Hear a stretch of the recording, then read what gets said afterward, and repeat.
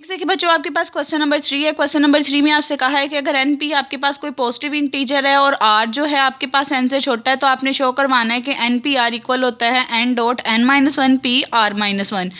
आप एक दफ़ा लेफ्ट हैंड साइड का फॉर्मूला खोलोगे, उसको इक्वेशन नंबर 1 का नेम दे दोगे। एक दफ़ा राइट हैंड साइड का खोलोगे, उसको सॉल्व करोगे। अगर राइट हैंड साइड सॉल्व करके लेफ्ट हैंड साइड के इक्वल आ गई तो आप कहोगे ये दोनों इक्वल हैं।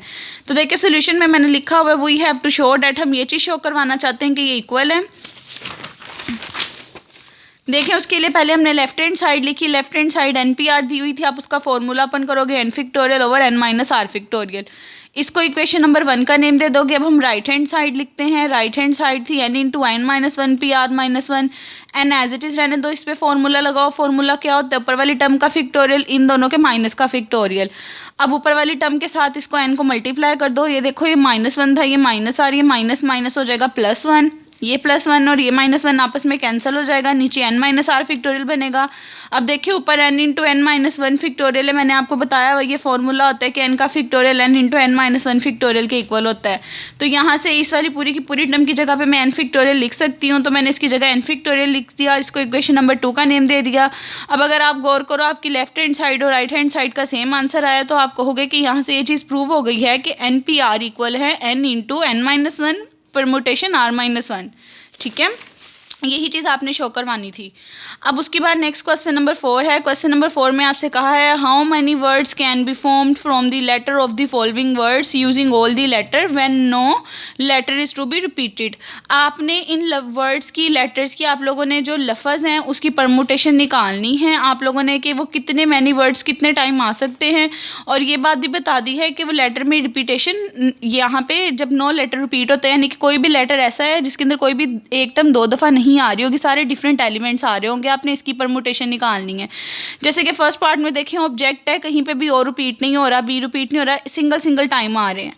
अब जब भी कभी कोई लेटर दे दिया जाए और आपने बताना हो कि आप उसे कितने फॉर्म कर सकते हो, आप टोटल काउंट करते हो उसके अंदर कितने आपके पास अल्फ़ाबेट्स हैं, जितने अल्फ़ाबेट्स होते हैं उसका फिक्टोरियल ले लेते हो तो आपका आंसर आ जाता है।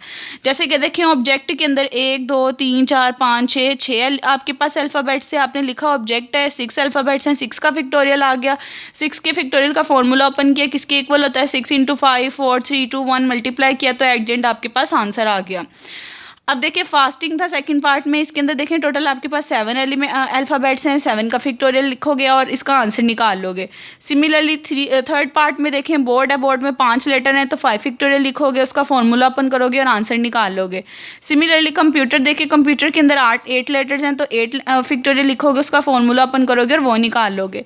लेकिन अगर समटाइम ऐसा आ जाए कि कोई एलिमेंट आपके पास रिपीट कर जाए, जैसे कि देखें आपके पास अगर आ जाए ये ए इंटू के, आपने इसकी परमुटेशन निकालनी है। जब कभी 2 एलिमेंट रिपीट हो जाए तो इन दोनों को आप एक एलिमेंट के तौर पे डील करते हो। जैसे कि अगर आपसे कहा जाए इस वर्ड की परमुटेशन निकालने, तो आप कहोगे इसके अंदर ए 2 टाइम आ रहा है तो इन दोनों को एक एलिमेंट कंसिडर करोगे, के को सेकंड, तो कहोगे इसकी परमुटेशन 2 फिक्टोरियल होती है यानी कि 2 आंसर आ जाएगा। नॉन रिपीटेड के लिए टोटल काउंट करके फिक्टोरियल, रिपीटेड के लिए जितने एलिमेंट रिपीट हो रहे होंगे, जो एलिमेंट रिपीट हो रहा होगा अगर 2 दफ़ा आ रहा होगा उसको 1 दफ़ा ही काउंट करोगे। तो ठीक है बच्चों, यहाँ पे आपके 4 क्वेश्चंस कंप्लीट हो जाते हैं। आप लोग आज का लेक्चर सुने, किसी स्टेप में प्रॉब्लम है तो फिर बता दें।